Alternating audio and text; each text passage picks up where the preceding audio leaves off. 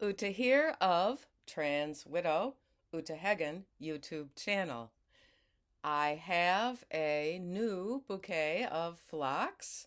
The phlox are basically in full bloom, and I especially love the way the white ones reflect back the sun. We've also got a calla lily and some sweet williams and sweet peas and the seed heads of the penstemon. I'm going to put this behind me. And you might also notice, ah, whoops. You might also notice the coreopsis here. Uh, yes. So these are wildflowers and they've self-seeded. I have to protect them from the woodchucks, so I'm trying to think of little fences around them so that they can grow as thickly as I need them to. All right, so yeah, Jack Turban. Okay, the main theme of today, as sort of my first in a series on children, is going to be about the psychologist Jack Turban. I mean, psychiatrist Jack Turban, who is at University of California, San Francisco, and did some training at Harvard. And he wrote an op-ed in the New York Times yesterday, that is July 8th, 2024. But first, I'm going to continue with my tradition of a quote from one of our wise sages who knows biological reality. This is from Helen Joyce, the author of a couple of books, but the one that comes to mind is Trans, When Ideology Meets Reality.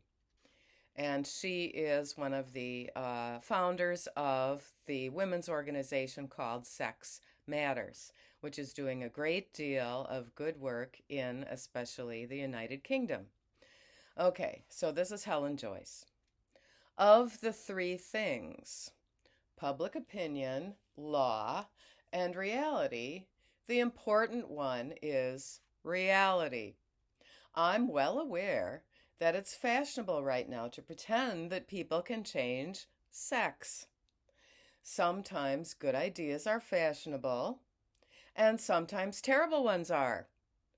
And this one is terrible. That's because it's false, and because it's false, it's harmful. I think that's a great introduction to my critique of Jack Turban's mumbo jumbo that he put out in yesterday's New York Times. And I'm going to point out several aspects of this.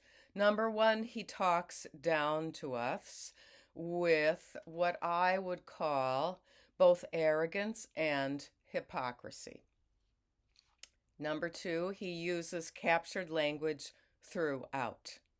In other words, he refers to children by their chosen gender, which he admits may change, and he uses all sorts of phrases. I'm going to go through them as we go through it. So actually, the third aspect of this critique I'm doing is regarding meaningless circular thinking.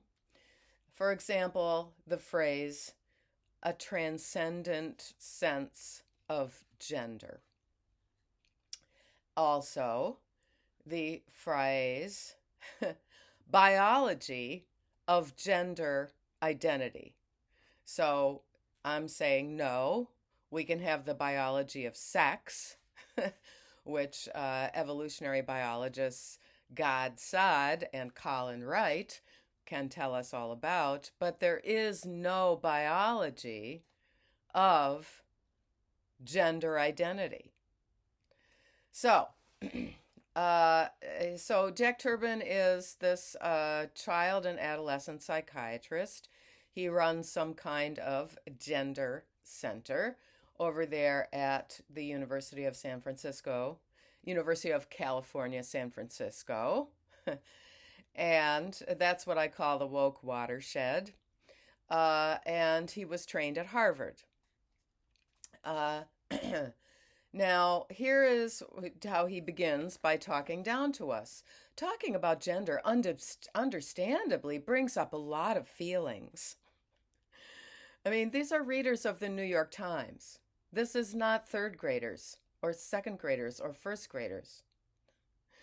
Then he continues, we're having heated discussions around bathroom bills, gender affirming medical care, and transgender athletes.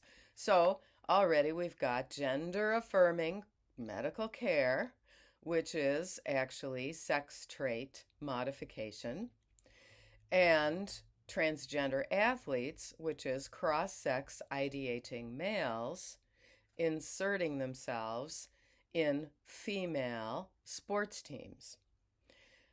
He continues, politicians opine about the dangers of gender ideology in schools and children being mutilated and sterilized. Now, again, he's insulting us because it is absolutely true. Why doesn't he admit that if you have sex trait modification surgeries, then you are sterilized? I know this very well because Nettie, my ex-husband, is now together in a marriage with a younger woman who had artificial insemination, not from him because he thought he wanted to find a guy. He thought that he was becoming a heterosexual woman and that his idea of possibly being a lesbian would only be as a sacrifice to keep our marriage together. If I would only admit that if I was attracted to him, then I must be a lesbian.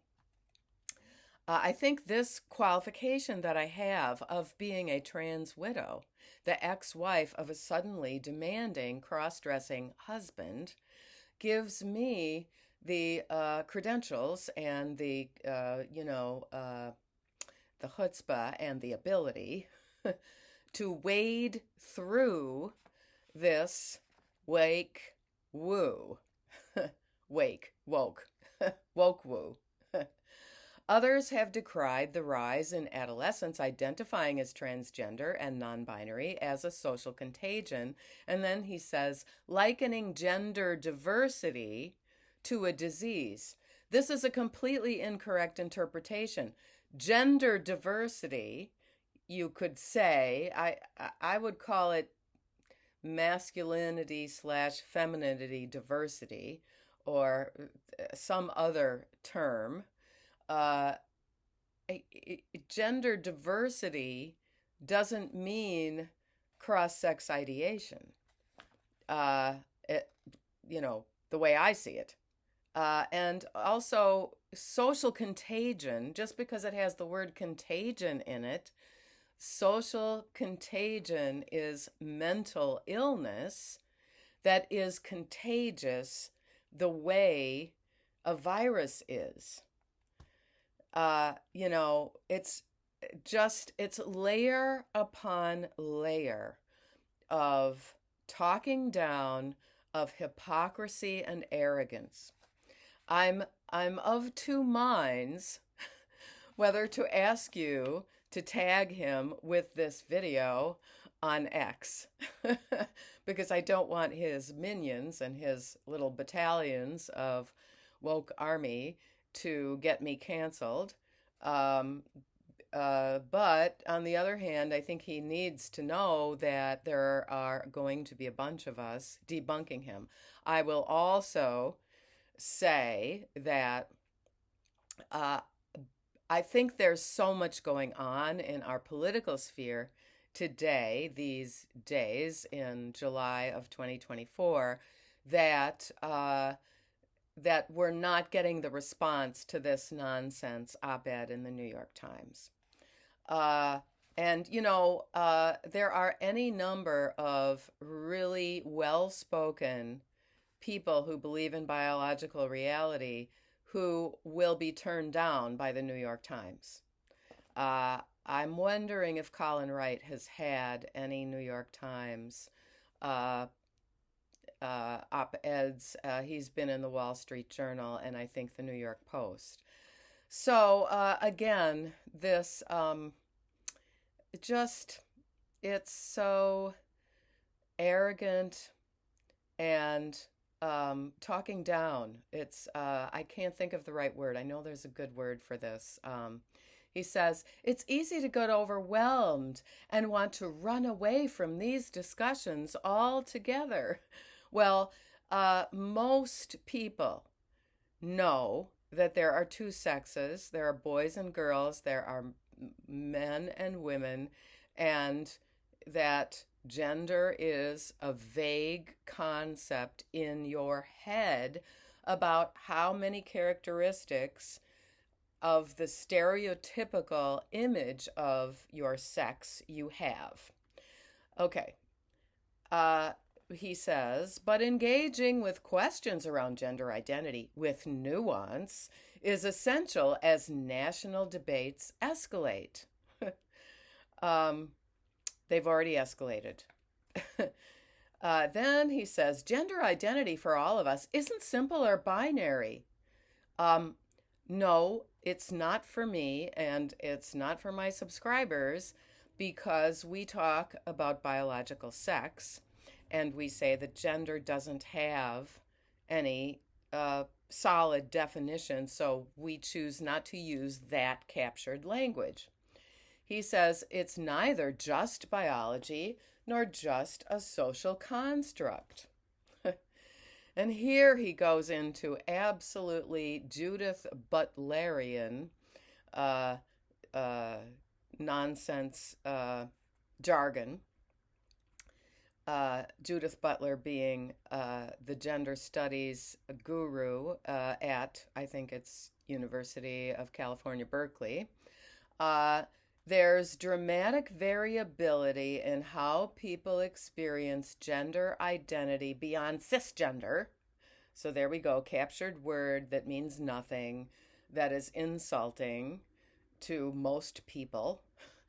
And he it says in parentheses, people who identify as the sex they are assigned at birth. That's what cisgender is for him. And transgender, or male and female. It's funny how he puts male and female in there. Younger people especially are opening up about gender and thinking about this part of their identities with more nuance and clarity. No, they've been brainwashed. Young people now have had years of the gender unicorn and the genderbread man, I think both of which were invented, and the little worksheet that they made developed by underage, untrained in young teens who have been paid. They get paid by John Stryker and whatever the name is, Martina Rothblatt, to come up with these supposedly nuanced and clear ideas. And he says they're thinking about this so much more nuanced and clearly than older generations typically have. Okay, the disrespect of the older generation is something that really comes along with this. Yeah, and then he goes on, in my clinical practice, I often help parents talk to their trans children about gender identity using a 3-part framework that I found allows people to better understand one another. And so that first part of it is the most basic part of gender identity, is what I call our transcendent sense of gender. And so I suppose when I'm schlepping my wood chips around using heavy work gloves and a big shovel in my garden, I suppose since that is stereotypically a male task, although my grandmother did stuff like that, and she was born in 1887, uh, then I'm having a male moment, I guess. Uh, okay. And then he tries to explain what a transcendent sense of gender is. Now, you'll notice he's creating this separation from mind and body. He is not talking about the connection, mind body connection, at all. And for kids, this is very confusing and stressful. Um, and they're going to make comments to each other that he's going to think they should take seriously. The kids are going to say, "Oh, well, you seem more like a boy," to a girl. And he's going to think, "Oh, I did such a good job," because now they're thinking with nuance and clarity. Uh, and he says it goes beyond language. Okay, he's making linguistic conundrums here, and and he says people often just feel male or female, and some more strongly than others. Um, you know, I remember giving birth and being pregnant so well that I feel just as female, even though I'm a postmenopausal 67-and-a-half-year-old woman, as I did. I feel just as female as I did as when I was pregnant, and the moment when the doctor or midwife, number one, the doctor, number two, my second child, the midwife, were telling me, "Okay, let's push. You're 10 centimeters dilated. I can see the head." uh, and so was my husband at that moment feeling a female moment because he wished he was me? Um, this can manifest in different ways. Um, some of my young patients draw themselves as a certain gender. That's all pretend. That's like dressing up in Midsummer Night's Dream, which has characters that are pretending they are the opposite sex. What's the other one? The Tempest. Um, eh, some of my draw themselves. Others have strong positive feelings when people use certain pronouns for them, or strong negative feelings when people use other pronouns. Like, okay, this is power and control. This is giving a child power over everyone else, children and adults, everyone else, as if they decided they're going to be a different person. They're going to be Queen Elizabeth, and you have to call me ma'am. And you have to bow down to me. I remember my younger sister, I feel my parents made a big mistake with this. My younger sister, when she was 5, decided she wanted to be Uta, and she wanted to sit in my chair, and she wanted Uta to be her. And my parents were tired, and so they let this go on. And I had to sit in her chair, which I didn't fit in. I felt like Goldilocks. And she sat in my chair. And she felt very powerful. What if I had been a son instead of a daughter? And my younger sister felt very powerful, pretending that she was me, her brother. Anyway, she was a spoiled brat. As is the case with many emotions, Mr. Turban, Dr. Turban goes on, it's hard to describe this transcendent feeling in words. That's his job. But it is the foundation of our gender identity. Now, he is gay. He is openly gay. He talks about his experience having a problem coming out to his parents and so on. And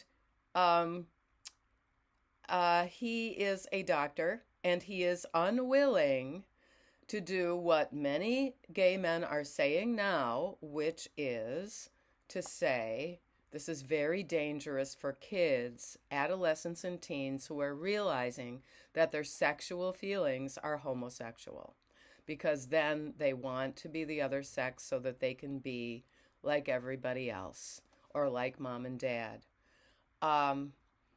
It's so he says its feelings are hard to describe.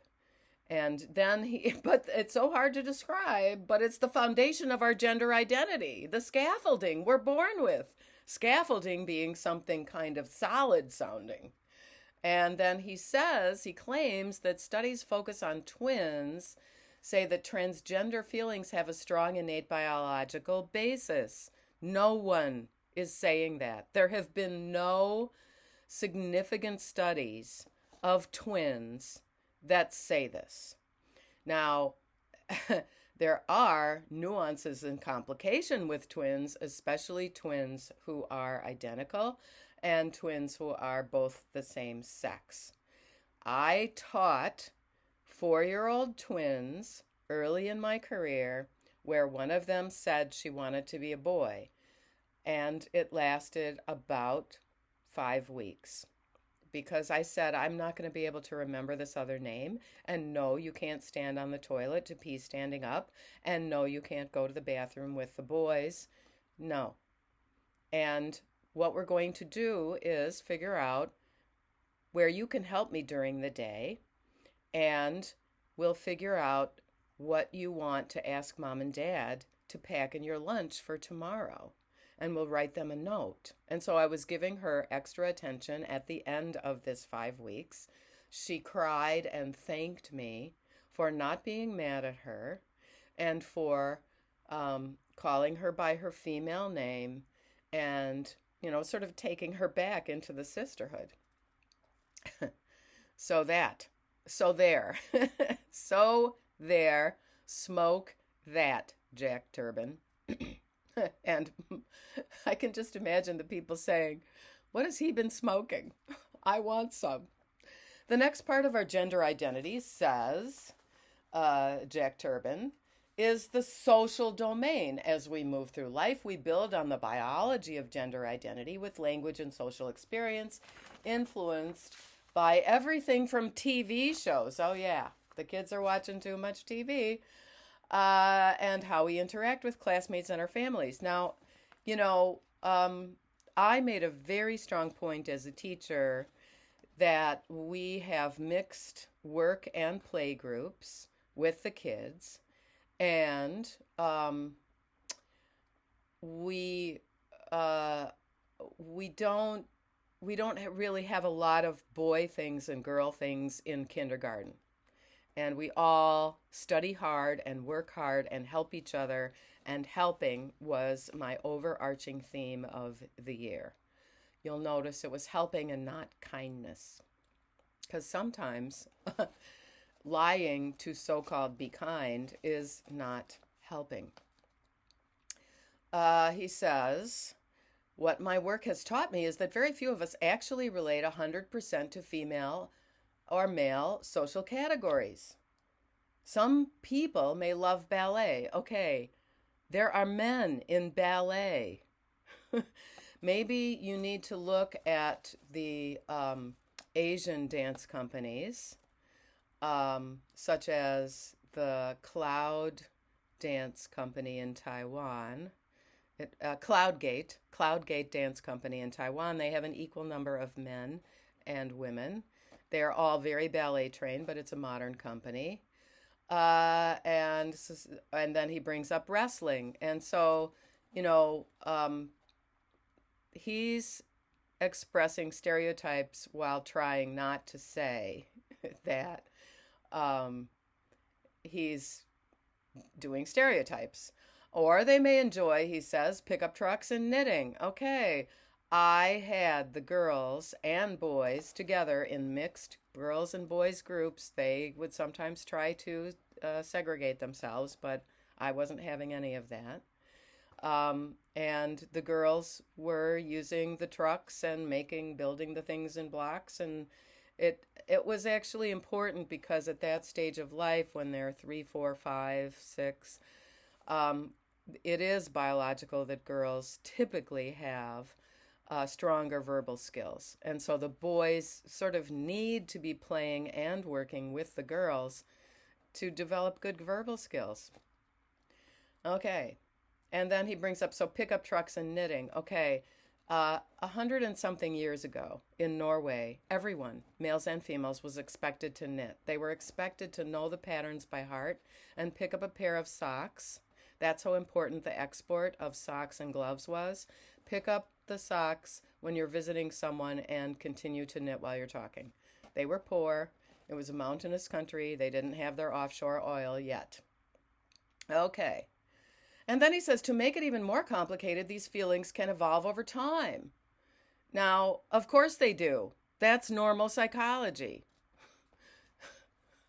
And if you're brainwashed, then when you're young, you can evolve into thinking that doesn't make sense, and it takes maturity to get yourself out of that. It can cut both ways. I've had patients, for example, who hate the expectations placed on women in American society. They began using they, them pronouns as a way to express rejection of those expectations. That's what you should be doing with your patients, Dr. Turban, helping them. Okay, and then I have this paper that he wrote in Vox in October of 2018 about a detransitioner. So he was admitting he knew one that Alex was born with male anatomy. Okay, this was a male, a boy, a young man. She grew up knowing that she was supposed to be a boy. But as a young child, she never felt like that gender fit. Okay, you need to go deeper than that. What was going on in this childhood? Typically, like your own childhood that you have spoken about, Jack Turban, there was abuse and there was difficulties, okay? Okay, in 9th grade, she took on a female name and came out as transgender to her friends at boarding school. Parents, don't send your kids to that kind of boarding school. At 15, she asked to transition, and her parents, though reluctant, brought her to the Boston Children's Hospital Gender Management Service, where she started puberty blocking. So this person who became a detransitioner took puberty blockers, and we don't know, even though it was only 4 months. I'm gonna correct his pronouns. He decided he did not identify as female, but rather as gender non-binary. Now, this was in 2018. I bet Alex has gone back to his male identity and has a hopefully sex-based life. Hopefully, the 4 months on Lupron or those puberty blockers did not, number one, weaken their bones, and cause other, who knows? Who knows if we are going to discover that there are cancers or other conditions that come later on from even 4 months of these toxic hormones. They also stopped the medications and went through male puberty. So at least the male puberty was not blocked by too much. It's very superficial what he's doing here. He wrote something in the JAMA, Journal of American Medical Association Pediatrics. He wrote this with 2 other Harvard physicians. He supposedly has no regrets. Although the redistribution of body hair and fat, meaning that he had more of a female distribution, apparently was maybe permanent. That might have changed back, I hope.